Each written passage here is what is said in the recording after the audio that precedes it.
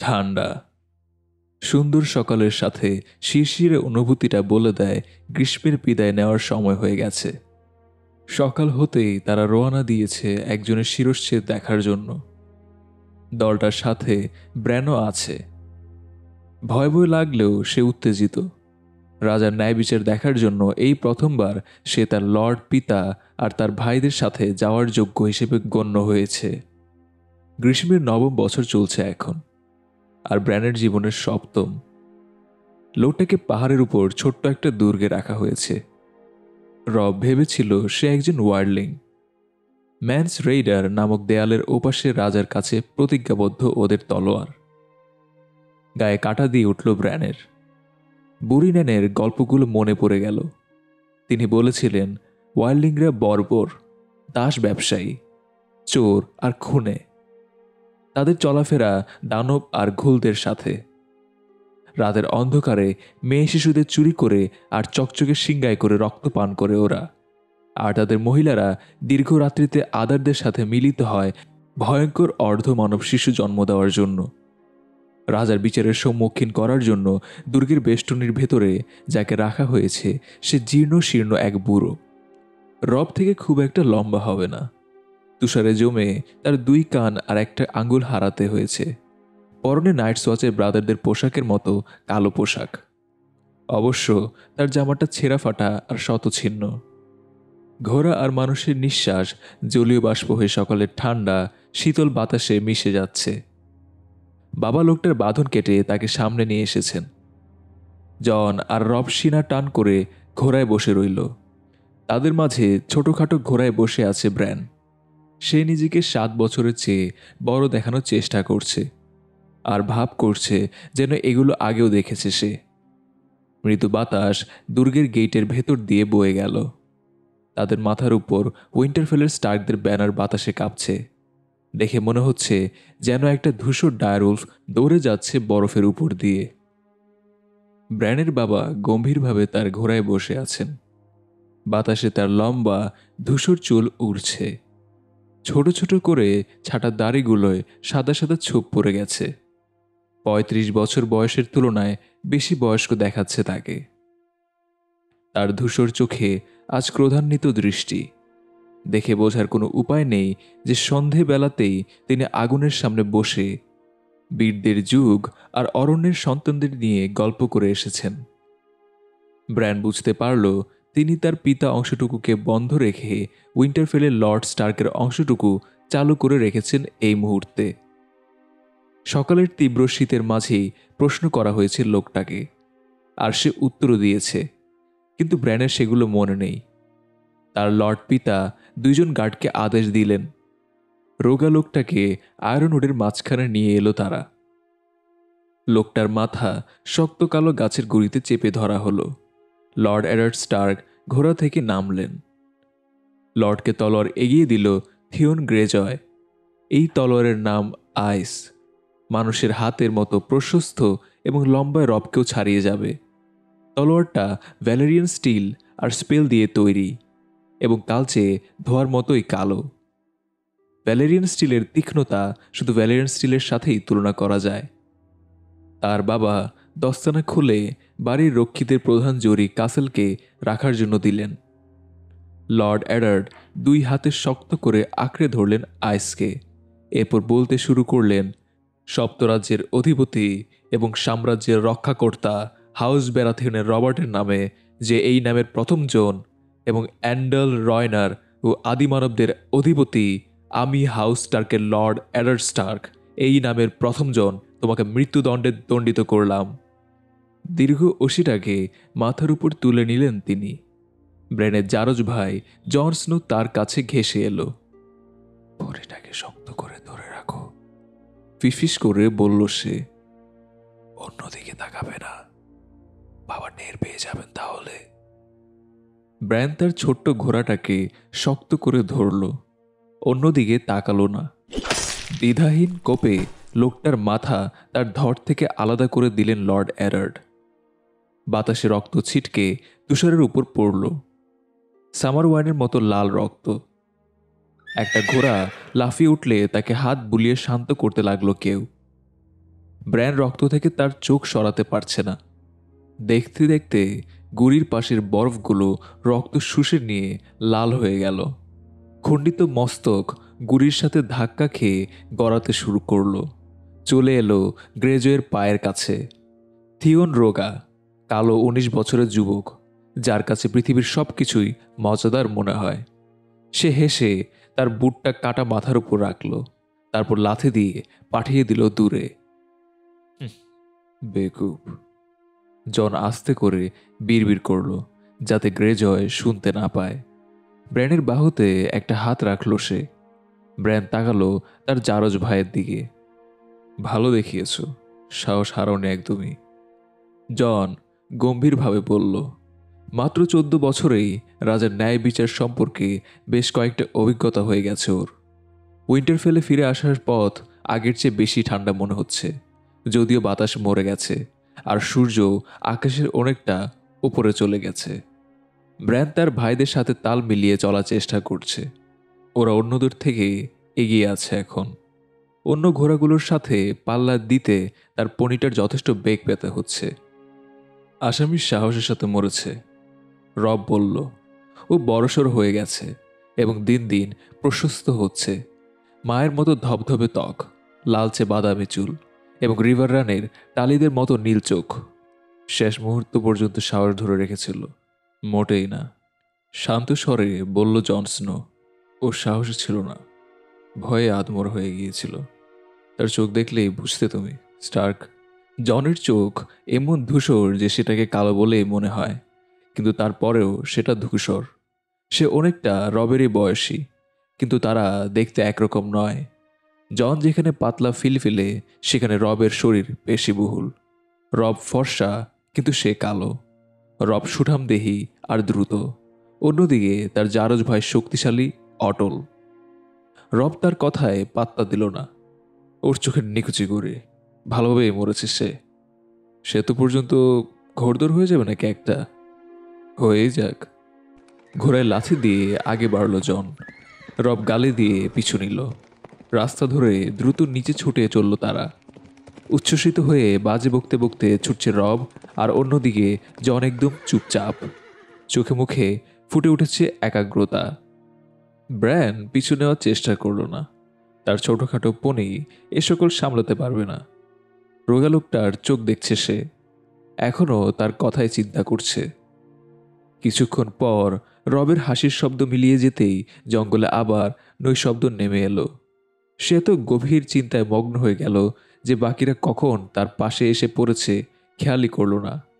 বাবা যখন পাশে এসে পড়লেন তখন হুঁশ হলো তার। ঠিক আছে তো ব্র্যান, তিনি জিজ্ঞেস করলেন। তার স্বরে কোনো রুক্ষতা নেই। জি বাবা, ব্র্যান বলল। উপরে তাকালো সে। পশম আর চামড়ায় মোড়ানো লর্ড এডার্ড দানবের ন্যায় বসে আছেন তার বিশাল সমরতরঙ্গে। রব বলছিল লোকটা সাহসের সাথে মারা গেছে, কিন্তু জন বলেছে সে ভয়ে কাতর হয়েছিল। তোমার কি মনে হয়? তার বাবা জিজ্ঞেস করলেন। ব্র্যান চিন্তা করল। একজন মানুষ যখন ভয়ে কাতর হয়ে পড়ে তখন কি সে সাহসী হতে পারে? শুধুমাত্র ওই সময়ই সে সাহসী হতে পারে, বাবা বললেন। আমি কেন কাজটা করেছি সেটা বুঝতে পেরেছ তুমি? লোকটা ওয়াইল্ডিং ছিল, ব্র্যান জবাব দিল। ওরা মহিলাদের তুলে নিয়ে গিয়ে আদারদের কাছে বিক্রি করে দেয়। তার লর্ড বাবা মৃদু হাসলেন। বুড়ি নেন তোমাকে আবার গাল গল্প গেলাচ্ছে। আসলে লোকটা শপথ ভঙ্গকারী, নাইটস ওয়াচ ফেলে আসা একজন পলাতক। কোনো মানুষই এদের চেয়ে বিপজ্জনক নয়। একজন পলাতক জানে যে তার জীবন যে কোনো সময় নিয়ে নেওয়া হবে, তাই সে কোনো অপরাধ করতে দ্বিধা করবে না, তা যতই ঘৃণ্য হোক না কেন। তবে তুমি আমার কথাটা বুঝতে পারোনি। প্রশ্ন এটা ছিল না যে লোকটাকে কেন মরতে হলো, প্রশ্ন ছিল যে আমারই বা কেন কাজটা করতে হলো। ব্র্যানের কোনো উত্তর জানা নেই। রাজা রবার্টের একজন ঘাতক আছে, অনিশ্চয়তা নিয়ে বলল সে। অবশ্যই আছে, তার বাবা স্বীকার করলেন। তার আগের সকল টার্গেরিয়ান রাজার মতোই, কিন্তু আমাদের পন্থায় সবচেয়ে প্রাচীন পন্থা। আদিমানবের রক্ত এখনও স্টার্কদের ধমনীতে প্রবাহিত হয়। আমরা মনে করি রায় যার, তলোয়ারও তার। তুমি যদি কারো জীবন নাও, তাহলে তার চোখের দিকে তাকে শেষ বাক্য শোনাটা তোমার দায়িত্ব হয়ে পড়ে। আর তুমি যদি তোমার দায়িত্বটা পালন করতে না পারো, তার মানে হচ্ছে হয়তো সেই লোকটার মৃত্যু প্রাপ্য ছিল না। ব্র্যান, একদিন তুমিই হবে রবের ব্যানারবাহী। রবের হয়ে কিংবা রাজার হয়ে কোনো একটা দুর্গ রক্ষা করার ভার তোমার উপর পড়বে। সেই সাথে পড়বে ন্যায় বিচারের গুরু দায়িত্ব। যখন সেই দিন আসবে, এই কাজে তোমার আনন্দ পাওয়া উচিত হবে না, আবার কাছ থেকে দূরে সরে যাওয়াও উচিত হবে না। ভাড়া করা জল্লাদের আড়ালে থেকে যে শাসক শাসন করে, সে সহজেই ভুলে যায় মৃত্যু কি জিনিস। তখনই জনকে দেখা গেল তাদের সামনের পাহাড়ের চূড়ায়। সে হাত নেড়ে তাদের উদ্দেশ্যে চিৎকার করছে, বাবা, ব্র্যান, জলদি এসো, দেখো রব কি পেয়েছে। তারপর সে আবার উধাও হয়ে গেল। দ্রুত তাদের পাশে চলে এলো জরি। কোনো সমস্যা মাই লর্ড? অবশ্যই, তার লর্ড বাবা বললেন। চলো দেখা যাক আমার সন্তানেরা কি দুর্ঘটনা ঘটিয়েছে। তিনি তার ঘোড়া নিয়ে দুলকি চালে এগোলেন। জরি, ব্র্যান এবং বাকিরাও তার পেছন পেছন এলো। ব্রিজের উত্তর পাশে নদীর ধারে রবকে দেখা গেল। পাশেই ঘোড়ায় বসে আছে জন। এই তিথিতে প্রায়ই শেষ গ্রীষ্মের ভারী তুষারপাত হচ্ছে। রব গোড়ালির সমান তুষারে দাঁড়িয়ে আছে, অবগুণ্ঠন পেছন দিকে টানা, তাই সূর্যের আলোয় ঝিকিমিকিয়ে উঠছে তার চুল। কোলে কিছু একটা নিয়ে তারা উত্তেজিত হয়ে কথাবার্তা বলছে।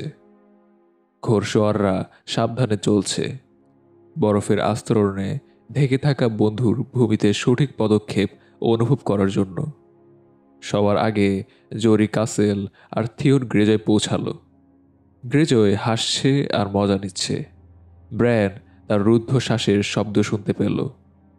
গডস, সে বলে উঠল, তলোয়ার বের করে ফেলেছিল প্রায়, আর তাই ঘোড়া সামলাতে বেগ পেতে হচ্ছে ওকে। জরি অবশ্য ইতিমধ্যেই তলোয়ার বের করে ফেলেছে। রব, সরে দাঁড়াও, সে বলে উঠল। তার ঘোড়া পিছিয়ে গেল খানিকটা। মুখ বিকৃত করে হাতের পোটলাটার দিকে তাকালো রব। ওটা তোমার ক্ষতি করতে পারবে না, সে বলল। ইতিমধ্যেই মারা গেছে জরি। ব্র্যান উত্তেজনায় ফুটছে।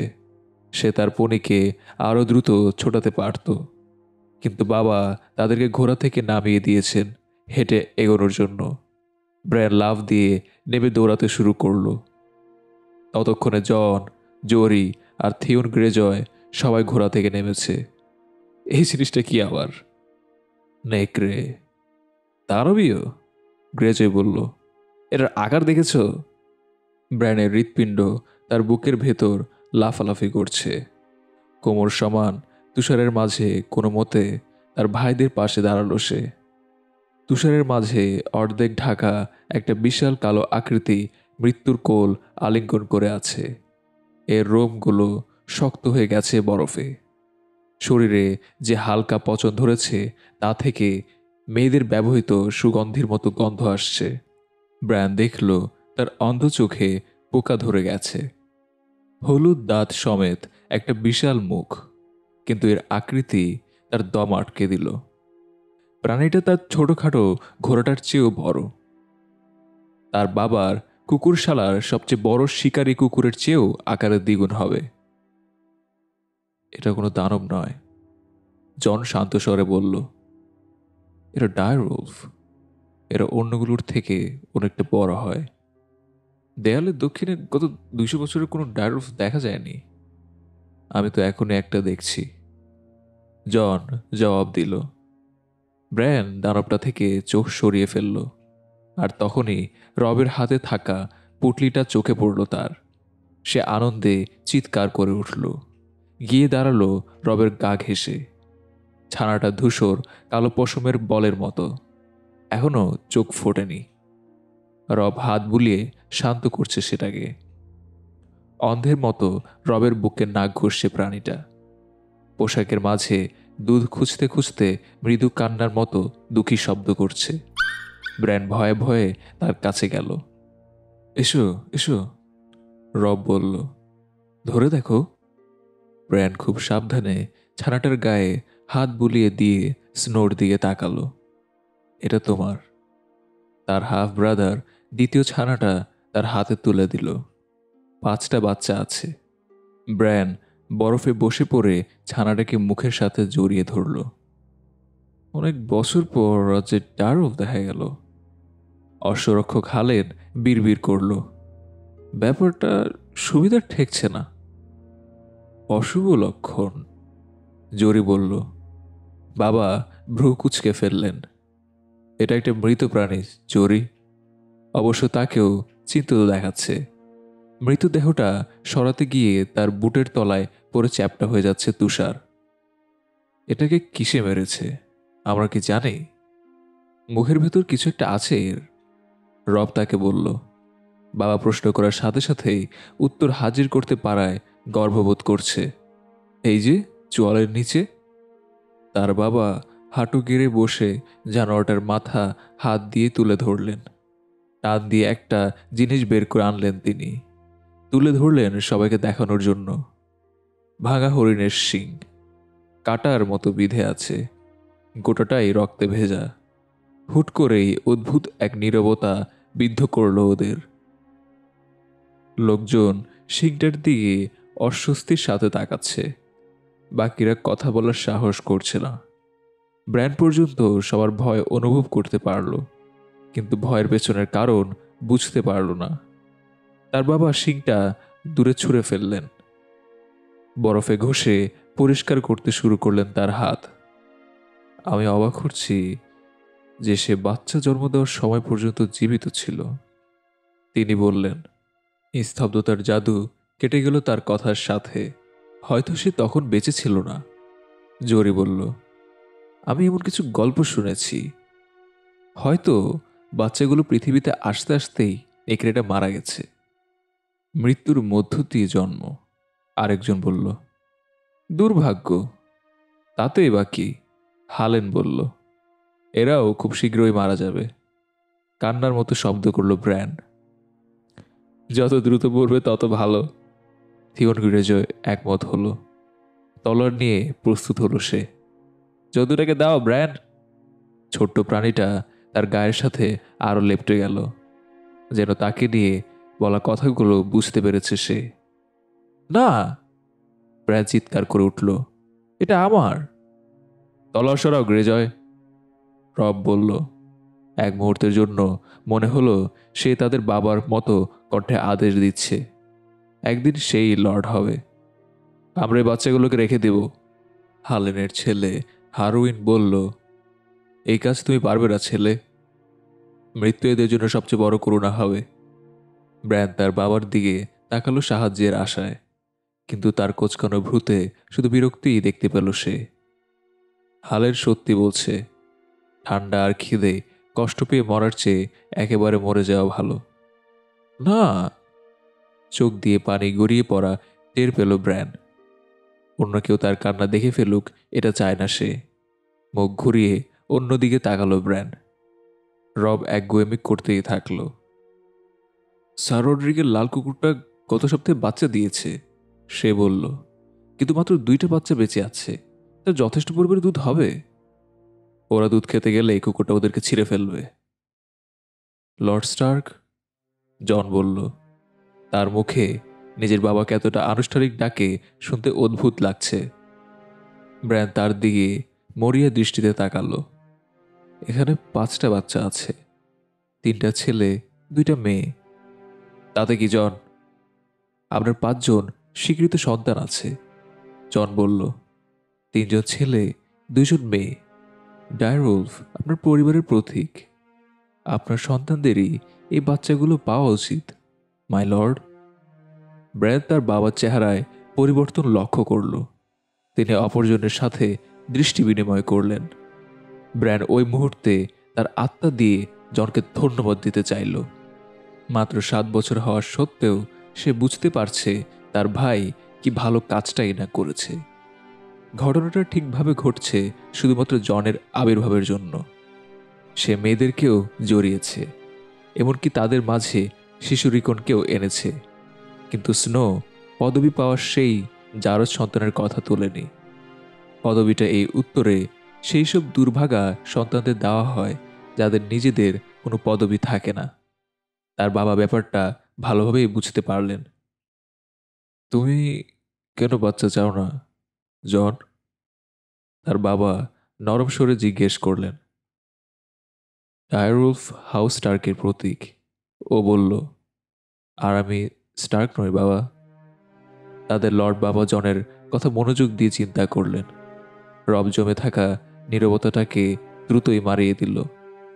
আমি এটাকে দেখাশোনা করব, বাবা, সে বলল। আমি একটা তোয়ালে গরম দুধে ভিজিয়ে বাচ্চাটাকে দুধ খেতে দেব। আমিও, ব্র্যান্ড বলল। লর্ড অ্যাডার্ড তার সন্তানদের দীর্ঘ সময় নিয়ে সতর্কতার সাথে পর্যবেক্ষণ করলেন। বলা যত সহজ, করা তত সহজ নয়। আমি তোমাদেরকে কোনো কাজের লোকের সময় নষ্ট করতে দেব না। যদি তোমরা এই বাচ্চাগুলো চাও, তাহলে তোমাদেরকে নিজেদেরই এদের খাওয়াতে হবে। বোঝা গেছে ব্যাপারটা? সাগ্রহে মাথা ঝাঁকালো ব্র্যান্ড। বাচ্চাটা আরও কুণ্ডুলি পাকিয়ে গেল। উষ্ণ জিহ্বা দিয়ে চাটতে শুরু করছে তার মুখ। তোমাদের এদেরকে ভালো করে প্রশিক্ষণ দিতে হবে, বাবা বলে চললেন। তোমরাই প্রশিক্ষণ দেবে। কুকুরশালার প্রধানের এই দানবদের নিয়ে কোনো রকম মাথা ব্যথা থাকবে না, এটা কিন্তু বলে দিলাম। আর দেবতারা তোমাদের সাহায্য করুক। যদি প্রশিক্ষণে অবহেলা করো কিংবা ওদের হিংস্র করে তোলো অথবা তাদেরকে খারাপভাবে বড় করো, তাহলে তোমরাই ভুগবে। এরা কুকুর না যে পুরস্কারের জন্য অনুনয় করবে অথবা এক লাথি মেরে দূরে ফেলে দেবে। ডায়ারউলফ একটা মানুষের শরীর থেকে তত সহজেই হাত ছিঁড়ে নিতে পারে যত সহজে একটা বিড়াল একটা ইঁদুরকে মারতে পারে। আবার ভেবে বলো, তোমরা কি এদেরকে চাও? জি বাবা, ব্র্যান্ড বলল। অবশ্যই বাবা, রব সায় জানালো। অবশ্য বাচ্চাগুলো মনে হয় এত কিছুর পরেও মরেই যাবে। এরা মরবে না, রব বলল। আমরা মরতে দেব না। এদেরকে রেখে দাও তাহলে। জরি, ডেসমন্ড, অন্য বাচ্চাগুলোকেও একত্রে করো। উইন্টারফেলে ফেরার সময় হয়েছে। তারা ঘোড়ায় চড়ে বাড়ির রাস্তা ধরার আগেই ব্র্যান্ড জয়ের সুশীতল বাতাস অনুভব করতে পারল।